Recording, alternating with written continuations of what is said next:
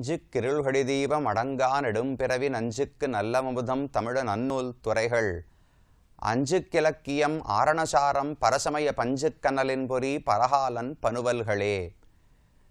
திருமங்கையாழ்வார் இயற்றின பாசுரங்கள் நமக்கு அறிவின்மையை போக்கி சிறந்த ஞானத்தையும் பக்தியையும் வழங்கக்கூடியவை.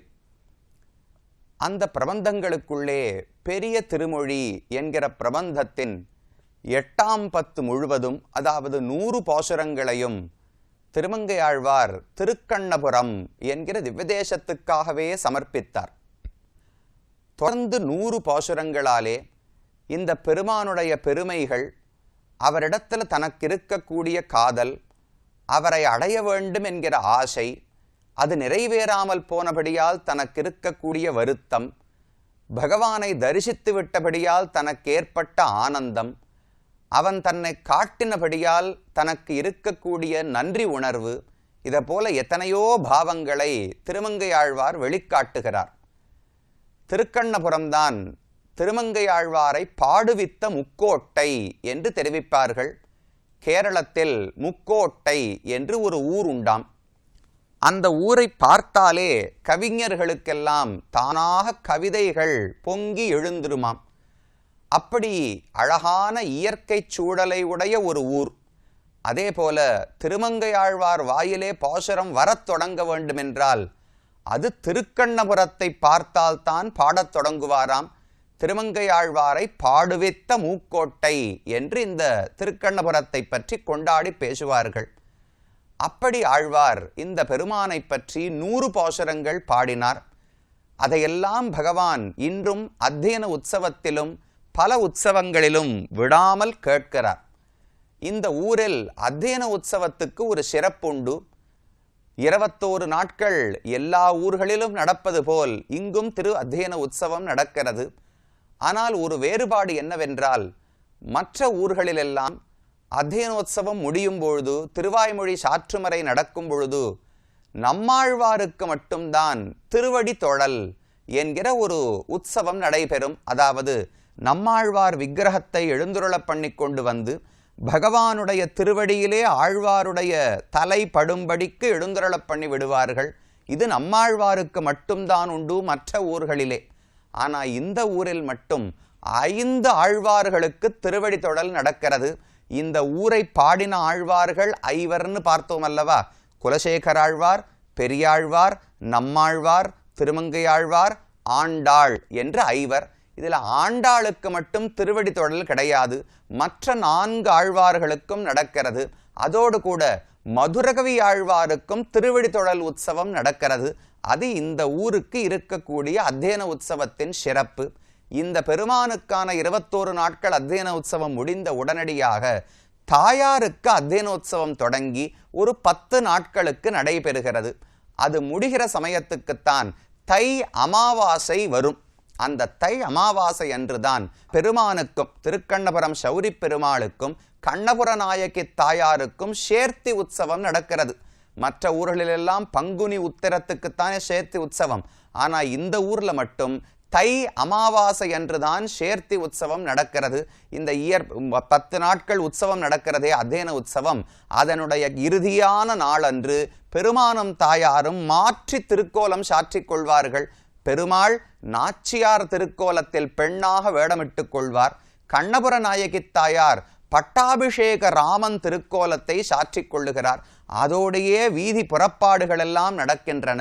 அது முடிந்து திரும்ப வந்தவுடனே பகவானுடைய ஆஸ்தான மண்டபத்துக்கு எழுந்தருளி அங்கிருக்கக்கூடிய அர்த்த மண்டபத்தில் பெருமானுக்கும் தாயாருக்கும் சேர்த்தி உற்சவம். வருஷத்துக்கு அப்போது மட்டும்தான் கண்ணபுர நாயகி தாயாரும் சௌரி பெருமாளும் சேர்ந்து ஒரே ஆசனத்திலே வீற்றிருப்பார்கள். அது தை அமாவாசை அன்று சேர்ந்து இரவு தான் 2 பேரும் சேர்ந்து எழுந்தருளுவார்கள். பிரதமை அன்று முழுவதும் 2 பேரும் சேர்ந்தே இருப்பார்கள். அதற்கு பிறகு இரவு 2 பேருமாக ஏகாந்த சேவைன்னு உண்டு. தனியாக பகவான் ஒரு முண்டாசு அணிந்து கொண்டு பெருமானம் பிராட்டியும் அருகருகிலே எழுந்தருளை இருப்பார்கள். அந்த ஏகாந்த சேவையும் முடிந்து அதற்கு பிறகு பிரியாவிடை பெற்றுக்கொண்டு தாயார் மறுபடியும் தன்னுடைய சந்நிதிக்கு எழுந்தருளி விடுகிறார். இதெல்லாம் இந்த கோவிலில் இருக்கக்கூடிய சில சிறப்பான உற்சவங்கள். நாம் பார்க்க வந்ததென்ன?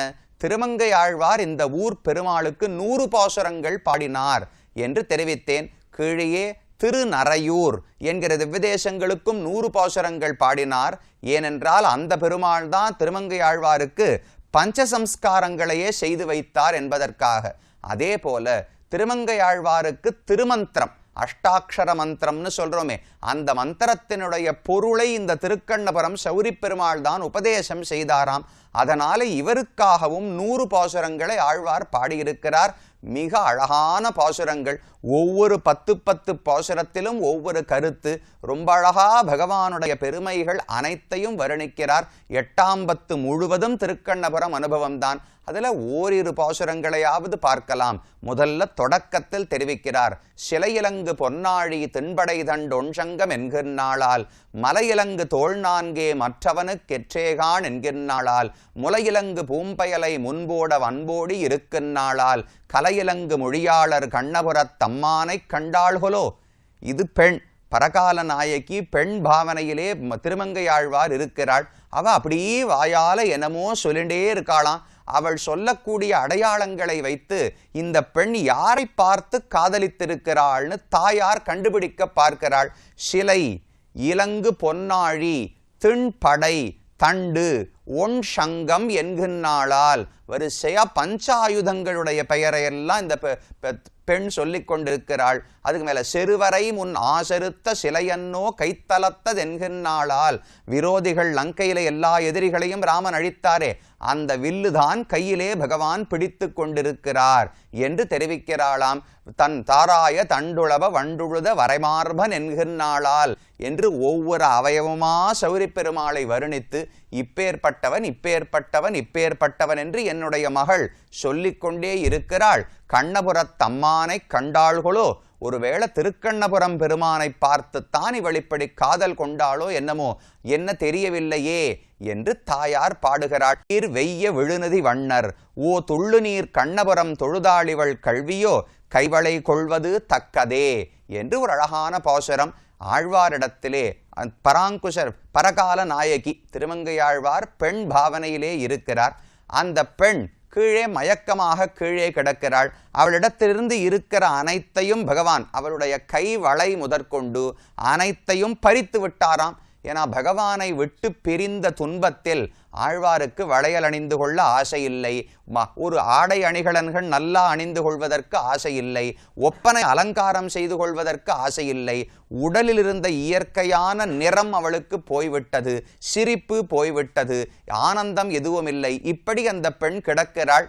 அதனால தாயார் முறையிடுகிறாளாம், கைவளை கொள்வது தக்கதே, பெருமானே நீர் எப்பேற்பட்டவர்னு கேள்விப்பட்டிருக்கேன், தெள்ளியீர் நல்ல ஞானம் உமக்கு உண்டு, தேவர்க்கும் தேவர், நித்தியசூரிகளுக்கெல்லாம் தலைவர்னு கேள்விப்பட்டிருக்கேன், திருத்தக்கீர் ஸ்ரீயப்பதி, திருமார்பிலேயே மகாலட்சுமியை கொண்டவர், அவருக்கு நிகரான பெருமை உடையவர்னு கேள்விப்பட்டிருக்கேன். இப்பேற்பட்டவராக நீர் இருந்து கொண்டு கைவளை கொள்வது தக்கதே, இந்த பெண்ணினுடைய கைவளையை கூட பறிக்கிறீரே, நீர் செய்வது சரிதானா? என் பெண் என்ன பெரிய தவறு செய்து விட்டாள்? துள்ளுநீர் கண்ணபுரம் தொழுதாள் இவள். ஒரு தடவை திருக்கண்ணபுரத்தை நோக்கி கையெடுத்து கைகூப்பினாள். அதற்காக இப்பேற்பட்ட வஞ்சனை செய்ய வேண்டுமா?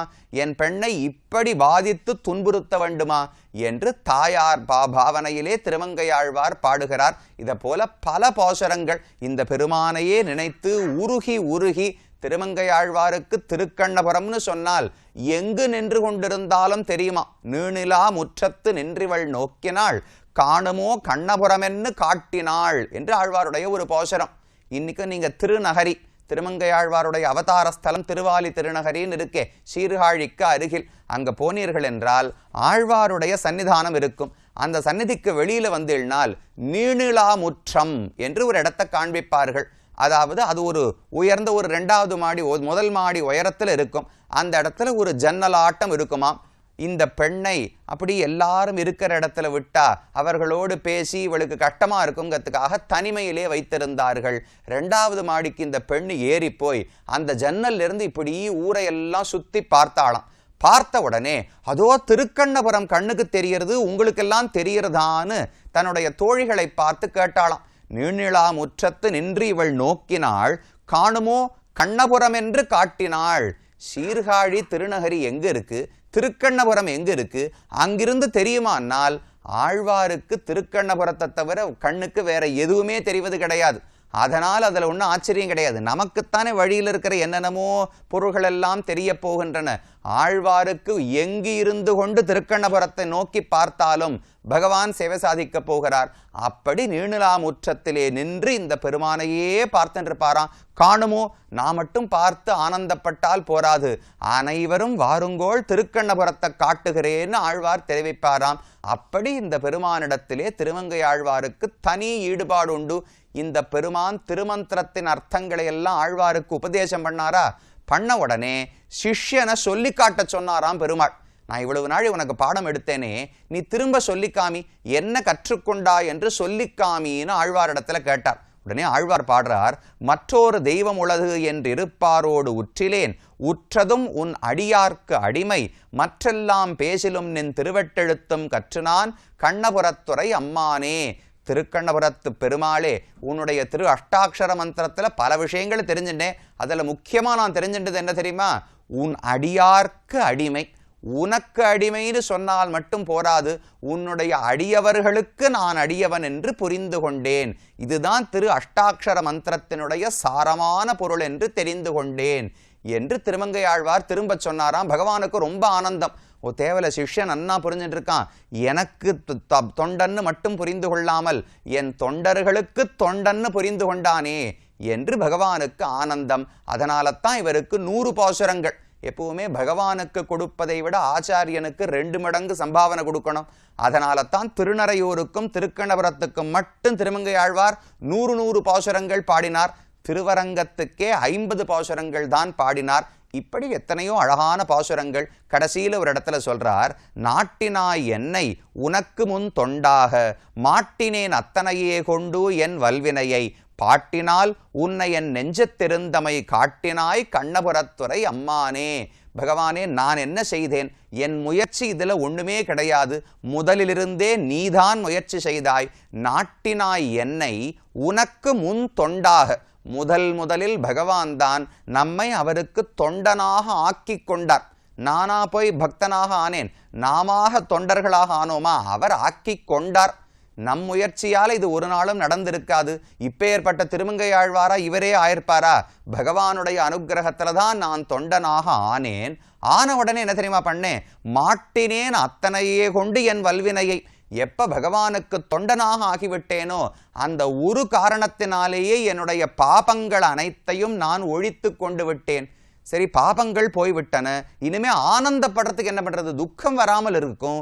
ஆனந்தப்பட வேண்டாமான்னு கேட்டால், பாட்டினால் உன்னை என் நெஞ்சத்திருந்தமை காட்டினாய்.